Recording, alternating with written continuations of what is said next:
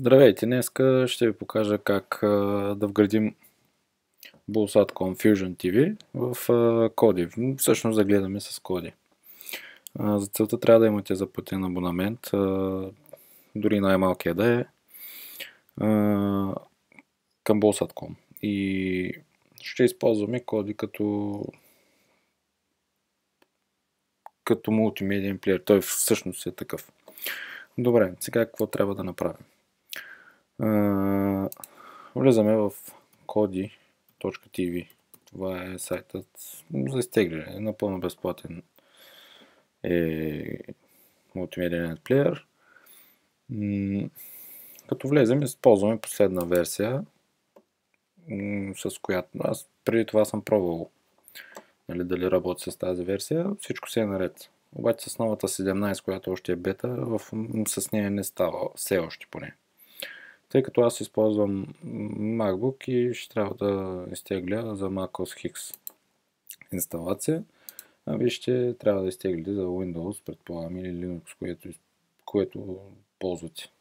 Всъщност става и за телефони или за Android IPTV плеери, като можете директно и от Google Play да ги изтеглите или от този сайт чрез този линк.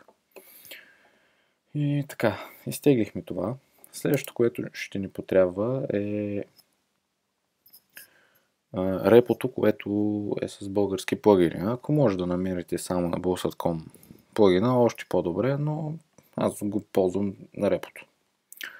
Така, аз ще сложа линкове под видеото за улеснение и така, сега да влезем и да се изтеглим репото. Като влезем на тази страница, натискаме Download Repo from here. Веднага започва изтегляне и с теглените работи сме приключили. Добре.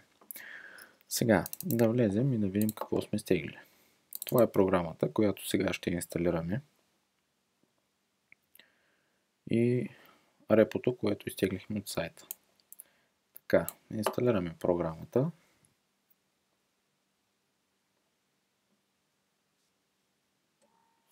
Програмата е готова при нас.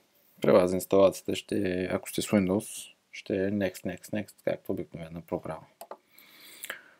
Така, всичко е наред. Така, намираме коди и го включваме.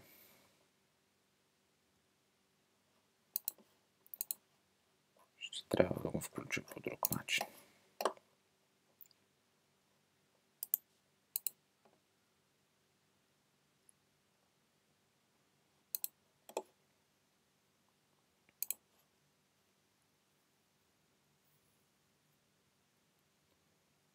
Изчакваме включване на коди.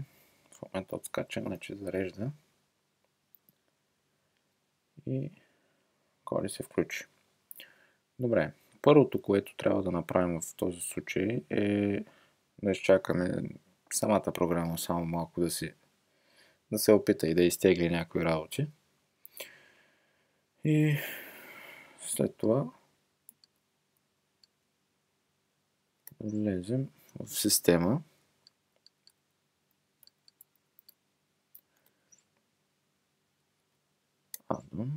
Така. Трябва да дадем install from zip file. Съответният zip файл е репото, което изтеглихме от коди на сайта. Така. Това са BG плагини като YouTube, VBox, плагини за камери на живо, Nova Play и разни филми, субтитри и такива. Добре, сега инсталирахме zip файла и влизаме в Install from Repository. Така, веднага ни се появява BG Addons. Кликаме на тях и тук са групирани, самите модули са групирани в групи. На нас не трябва Program Addons. Влизаме вътре и намираме Fusion TV. От тук цъкаме на него и той тук ни обяснява, че това не е официална версия това не е официален модул на Bulsat.com, а е направен от програмисти. Така, и натискаме Install. Веднага започва едно сваляне от сървъра на създателите. И така, плагинът е включен и ние трябва да си въведем данните за влизане. Трябва преди това да имаме регистрация в payments.bulls.com payments.bulls.com. Ще поставя линк отдолу и с тази регистрация там изискват ЕГН, карта, номерът на картата или номерът на приемника. Те са еднакви повечето пъти на главния приемник. И имейл адрес. С тази регистрация ще получите юзернейм, т.е. имейла ви и паролата, която ще ни трябва тук. Добре. Сега, след като сме регистрирани вече в Bulls.com, натискаме User и си въвеждаме данните. Така, аз моите ги крия, защото все пак не е желателно да използвате моите. И така, въведахме username. Сега слизаме долу и въвеждаме парола.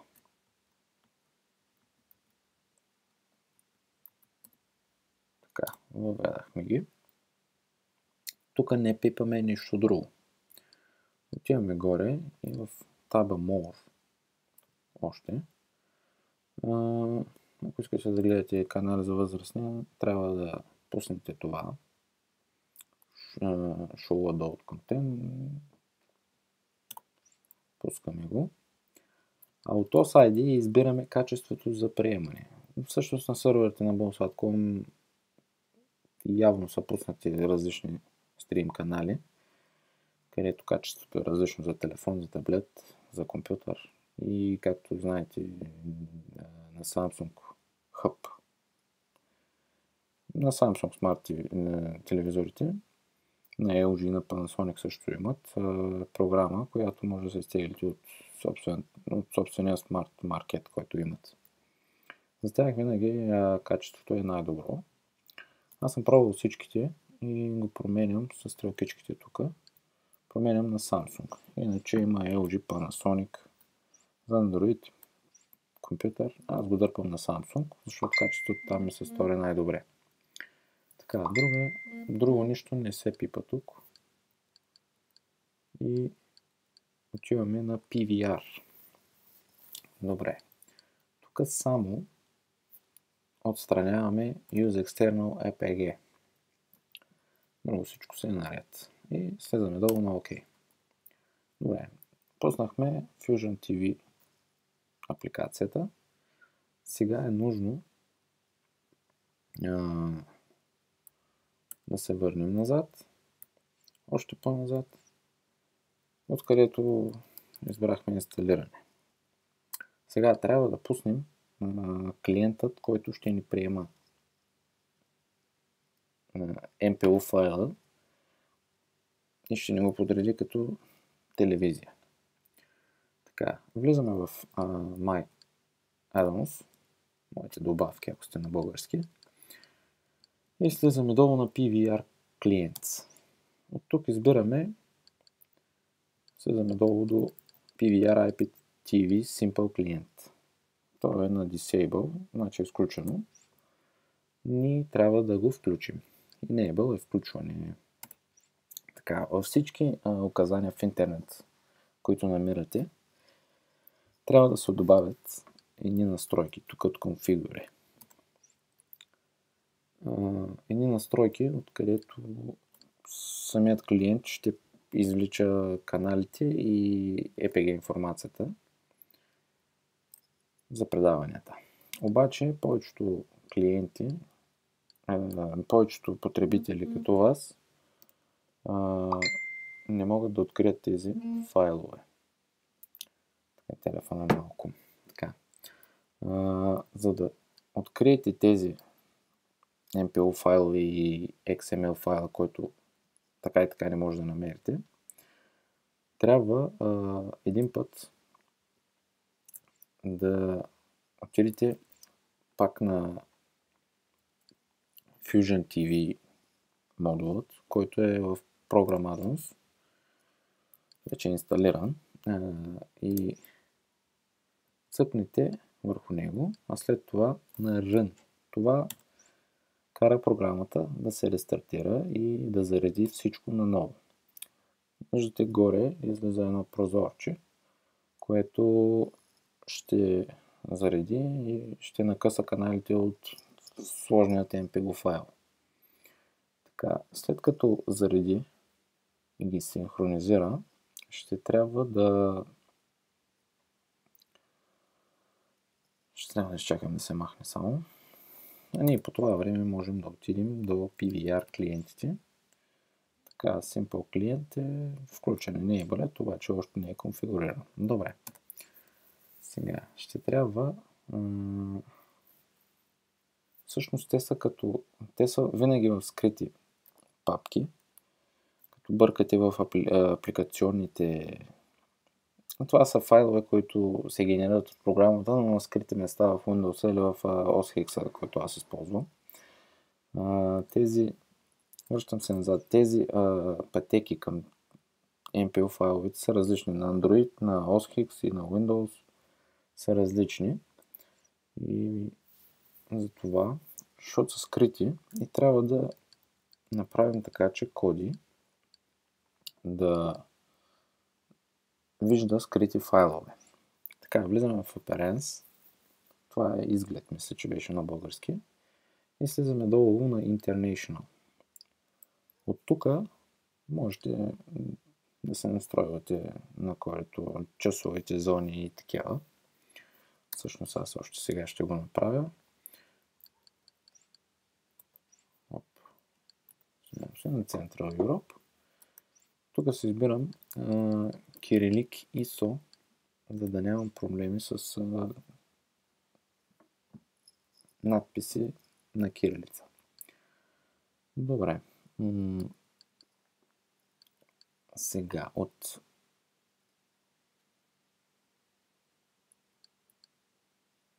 след това следвам на файл лист, откъдето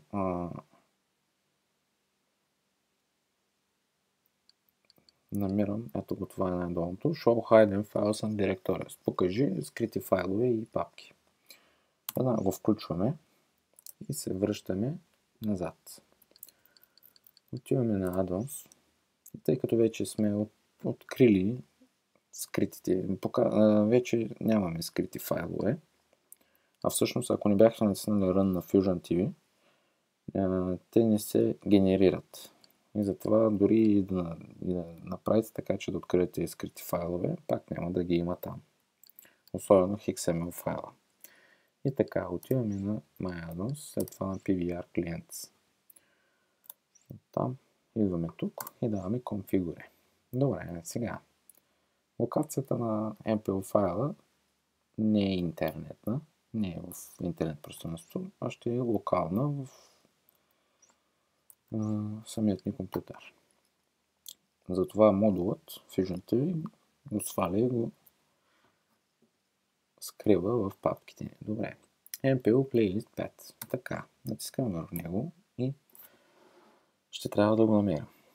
Тук пътят е различен към Windows, Android, OS X, както съм аз. Аз съм на OS X, затова е малко по-различно от вашите. Масата са масово с Windows хората. И така. Точно и аз не помня точно къде трябваше да бъде, но сега ще го открия. Добре. Влезам Macintosh ID. Предполагам беше Users. Избирам моя юзер.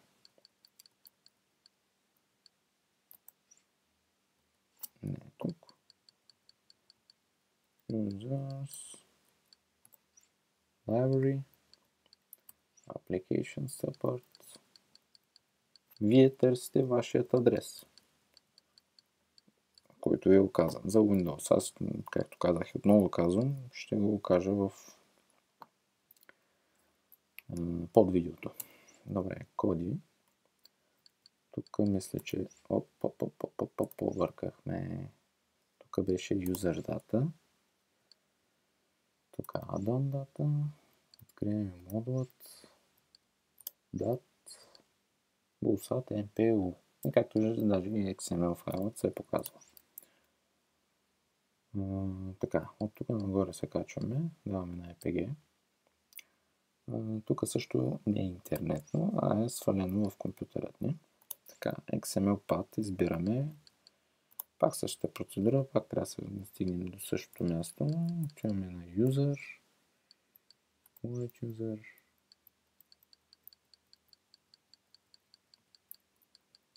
library, application support. Тук трябва да намерим коди.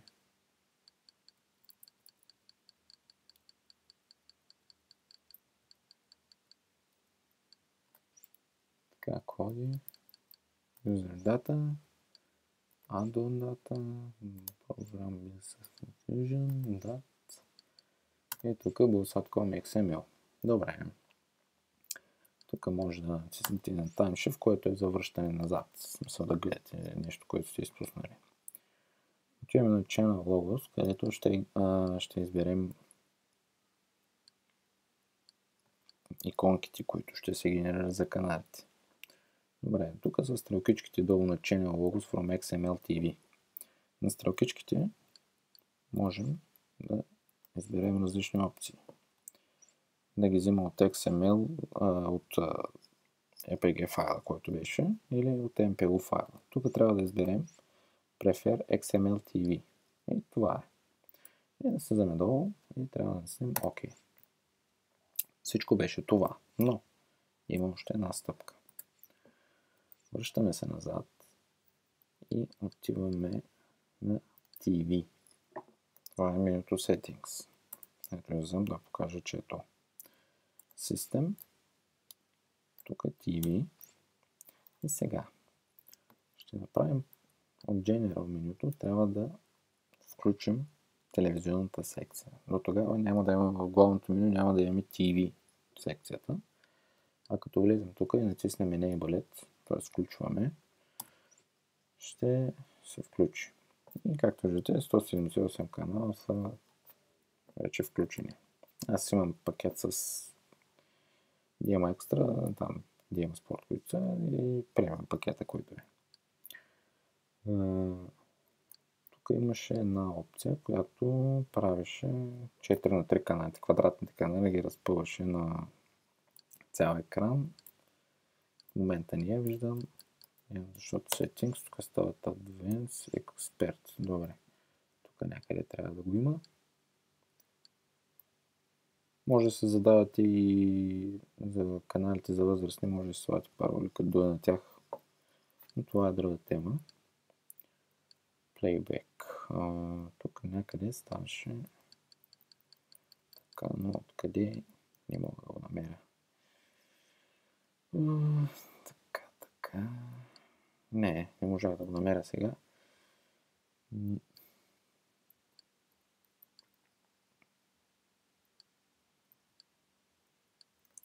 Добре. Сега излизаме от тук. И вече сме предполагам готови. Ако все още нещо не върви при вас, трябва просто да рестартирате коди и вече ще излиза. Обаче при всяко включване трябва да изчаквате около една минутка да се заредят горе в дясно каналите. Влизаме на TV и виждате вече каналите и ги има тук. Пето. Всичко друго е суета. 6. Дим. В момента имам проблем с компютъра.